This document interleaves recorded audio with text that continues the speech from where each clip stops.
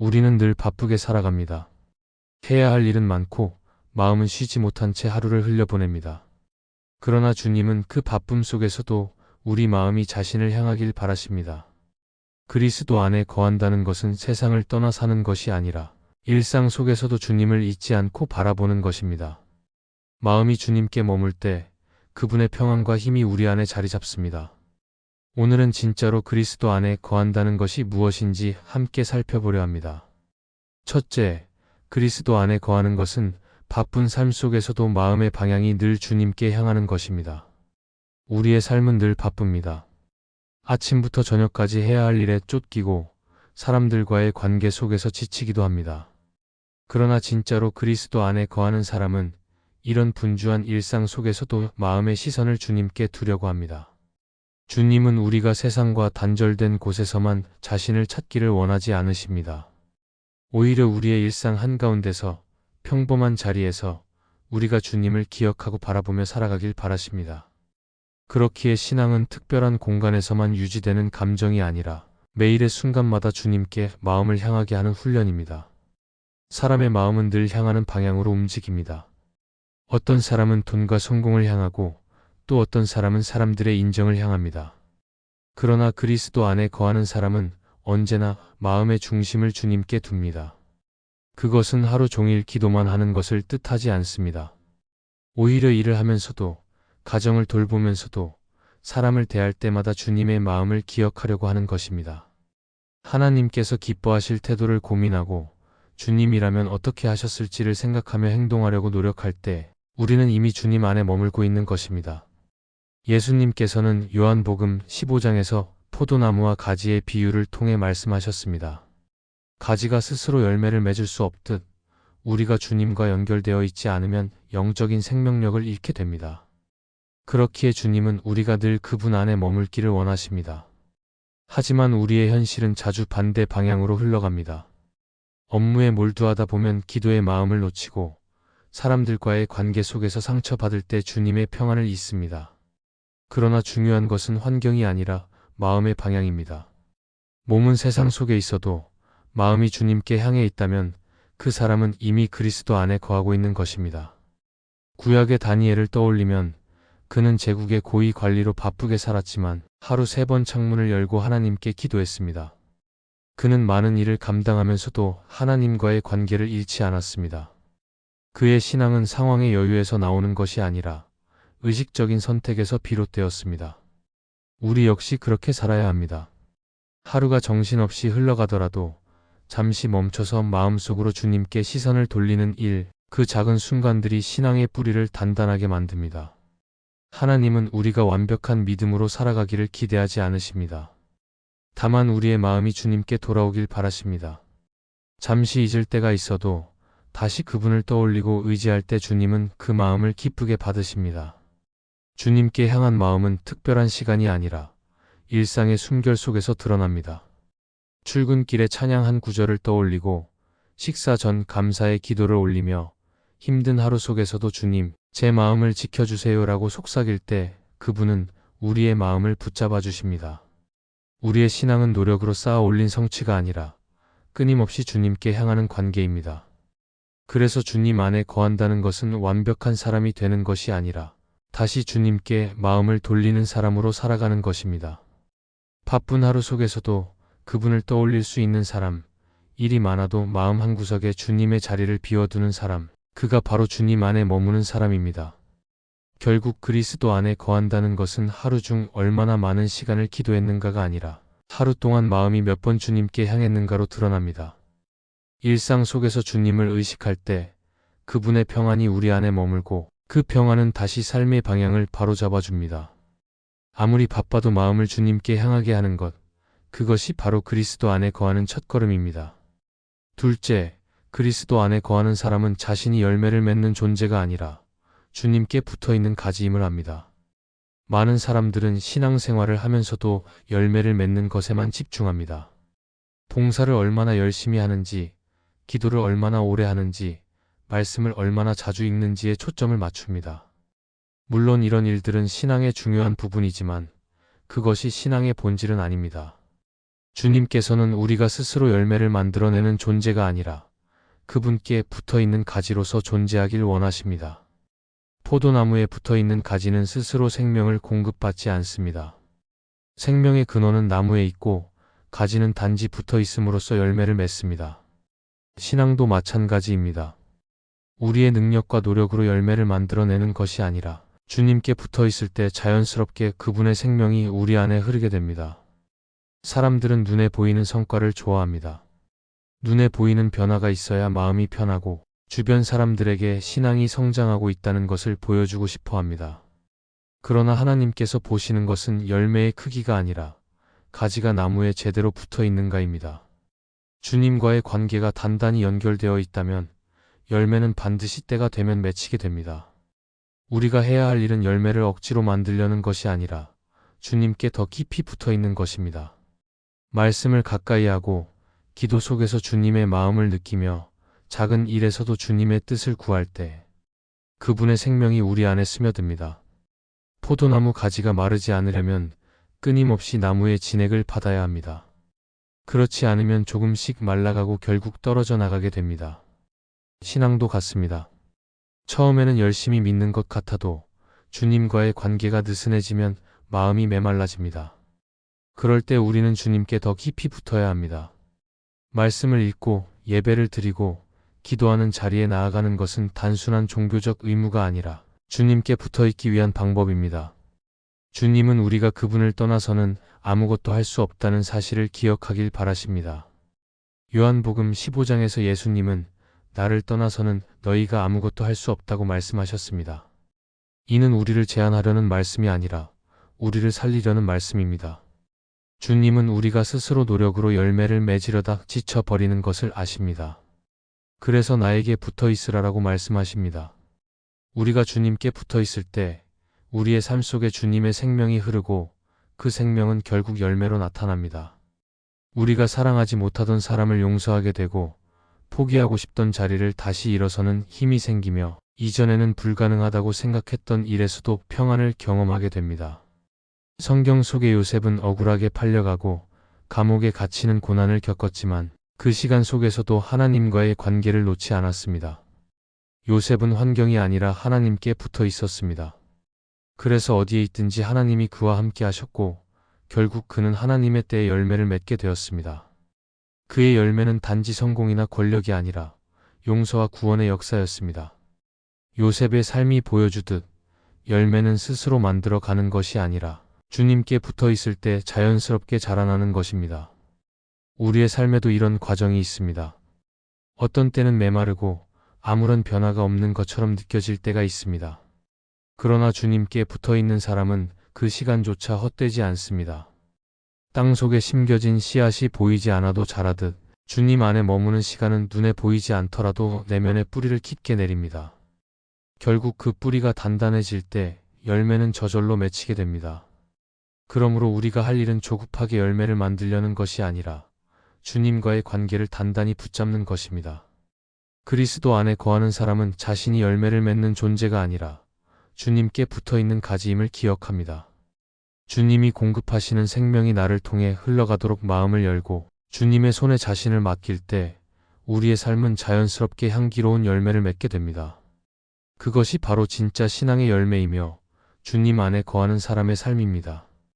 셋째, 진짜로 그리스도 안에 거하는 사람은 내가 무엇을 하는가 보다 주님이 나에게 무엇을 원하시는가를 먼저 묻습니다. 사람들은 대부분 무언가를 이루고 싶어 합니다. 신앙생활에서도 자신이 무엇을 할 수 있는가에 초점을 맞추곤 합니다. 얼마나 봉사하는지, 얼마나 오래 기도하는지, 얼마나 헌신적으로 교회 일을 감당하는지가 신앙의 기준이 되어버릴 때가 많습니다. 그러나 주님이 바라보시는 것은 우리의 성취가 아니라 순종입니다. 그리스도 안에 거하는 사람은 행동보다 방향이 중요함을 알고 자신의 뜻보다 주님의 뜻을 먼저 구합니다. 내가 하고 싶은 일을 이루는 것보다 주님이 내게 원하시는 삶을 따라가는 것이 진짜 신앙의 길입니다. 우리는 종종 하나님을 위해 일한다고 말하지만 그 안에는 우리의 계획과 욕심이 섞여 있을 때가 있습니다. 때로는 하나님을 위한 일이 아니라 내가 인정받고 싶은 마음에서 비롯된 일일 수도 있습니다. 그래서 그리스도 안에 거하는 사람은 어떤 일을 결정할 때마다 이렇게 묻습니다. 이 일이 정말 주님이 원하시는 일인가? 아니면 내가 원해서 하는 일인가? 그 질문 하나가 우리의 신앙을 분별하게 하고 우리의 중심을 바로 세워줍니다. 주님은 우리가 큰 일을 하는 것보다 작더라도 그분의 뜻 안에 머물기를 원하십니다. 사도 바울의 삶은 이 원리를 잘 보여줍니다. 그는 예전에는 누구보다 열심히 일했습니다. 율법을 위해, 자신의 신념을 위해 세상의 기준으로는 훌륭한 종교인이었습니다. 그러나 그가 다메섹 도상에서 주님을 만난 후 그의 인생의 중심은 완전히 바뀌었습니다. 그는 이제 무엇을 하느냐보다 주님이 자신에게 무엇을 원하시는지를 묻는 사람으로 바뀌었습니다. 주님의 음성을 듣고 그 뜻에 따라 움직였고 그 결과 그의 삶은 세상의 성공과는 전혀 다른 열매를 맺게 되었습니다. 우리의 신앙도 이와 같습니다. 하나님은 우리가 많은 일을 하는 것을 바라보시기보다 그분의 뜻에 귀 기울이는 태도를 원하십니다. 기도할 때도 단순히 내가 원하는 것을 구하기보다 주님이 내게 원하시는 마음이 무엇인지 물어야 합니다. 내가 하고 싶은 일에 하나님을 맞추려 하지 말고 하나님이 원하시는 자리에 내가 서야 합니다. 그러면 주님은 우리의 삶을 통해 일하십니다. 주님께 순종할 때 우리의 계획보다 더 크고 깊은 길이 열리고 우리가 상상하지 못한 방식으로 주님의 뜻이 이루어집니다. 그러나 현실에서 이것은 쉽지 않은 일입니다.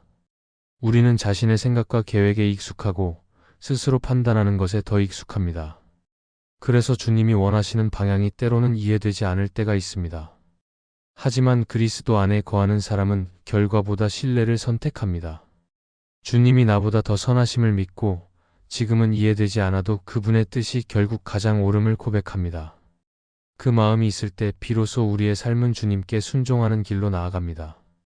요나의 이야기를 떠올려 보면 그는 하나님께서 니느웨로 가라고 하셨을 때 자신의 판단으로 그 명령을 피했습니다.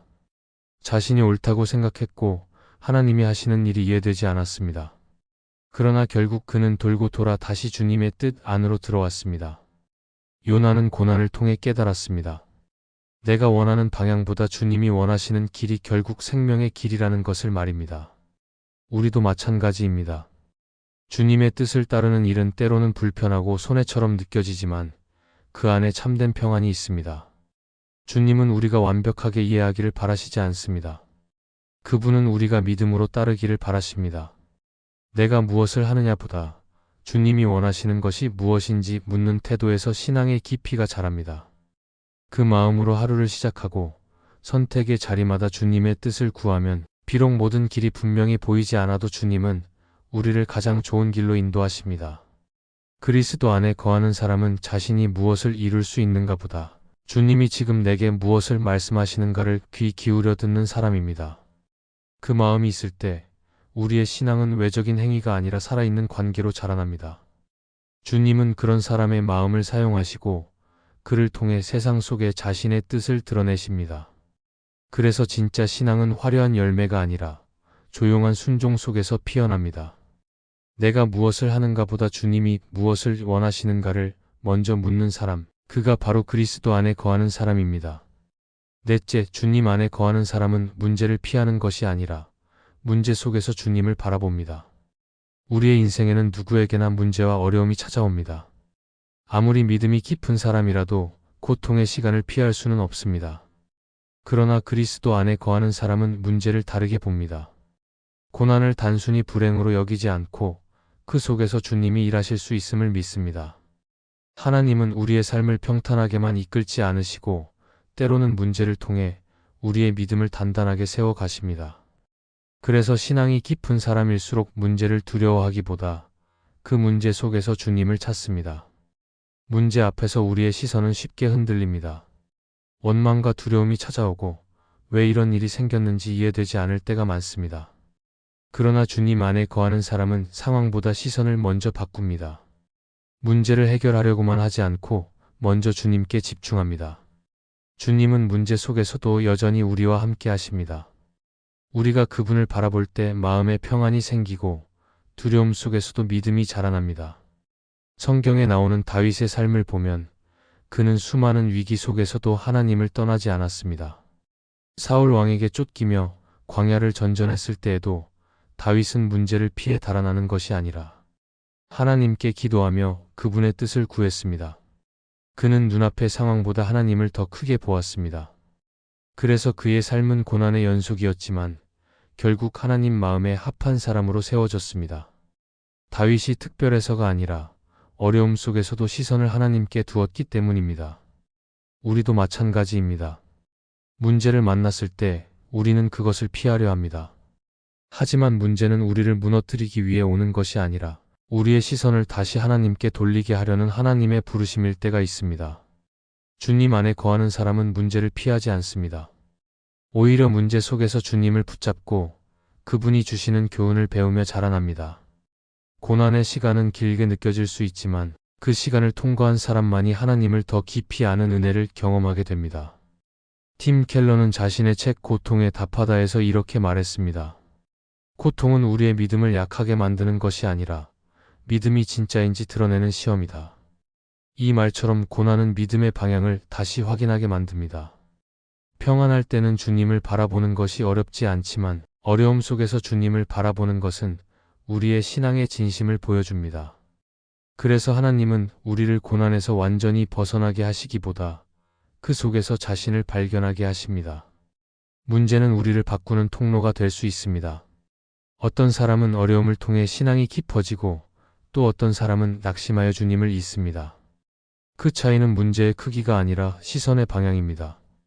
주님 안에 거하는 사람은 문제의 원인을 따지기보다 그 안에서 주님이 어떤 뜻을 가지고 계신지를 먼저 묻습니다. 그러면 놀랍게도 고난이 두려움의 시간이 아니라 성장의 시간이 됩니다. 주님은 우리의 눈물 속에서도 일하시고 이해할 수 없는 상황에서도 선한 뜻을 이루어 가십니다. 우리의 삶 속에 있는 문제들은 하나님이 멀리 계셔서 생긴 결과가 아니라 오히려 주님이 가까이 계시다는 증거일 때가 많습니다. 하나님은 우리가 스스로 해결할 수 없는 문제 앞에서 그분을 의지하도록 이끄십니다. 그래서 그리스도 안에 거하는 사람은 문제를 만났을 때 이렇게 고백할 수 있습니다. 주님, 제가 이 문제를 해결할 수 없지만 이 상황 속에서도 주님을 의지하겠습니다. 이 믿음이 있을 때 하나님은 상황보다 더 크신 분으로 드러나십니다. 삶이 뜻대로 흘러가지 않을 때 주님 안에 거하는 사람은 낙심하지 않습니다. 오히려 그 상황 속에서 하나님이 무엇을 가르치시는지 주의 깊게 살핍니다. 그리고 조금씩 깨닫게 됩니다. 문제는 사라지지 않아도 주님이 나와 함께 계시기에 마음이 흔들리지 않는다는 것을 말입니다. 우리가 문제 속에서도 주님께 붙어 있을 때 주님은 그 시간을 통해 우리의 믿음을 단단히 세우시고 우리 안에 참된 평안을 심어주십니다. 결국 주님 안에 거한다는 것은 인생의 고난을 피하는 것이 아니라 고난 속에서도 주님을 바라보며 그분의 뜻을 신뢰하는 것입니다. 그 믿음이 있을 때 문제는 더 이상 두려움의 대상이 아니라 주님이 일하시는 자리로 바뀝니다. 그래서 그리스도 안에 거하는 사람은 어려움 속에서도 흔들리지 않습니다. 주님이 함께 하신다는 확신이 그 마음의 중심을 지켜주기 때문입니다. 이 말씀이 마음의 은혜가 되셨다면 좋아요와 구독으로 함께 해주세요. 그리고 댓글에 아멘이라고 남겨주시면 하나님의 은혜가 더 많은 사람들에게 전해질 것입니다. 여러분의 삶 위에 하나님의 은혜가 언제나 함께 하시기를 바랍니다. 감사합니다.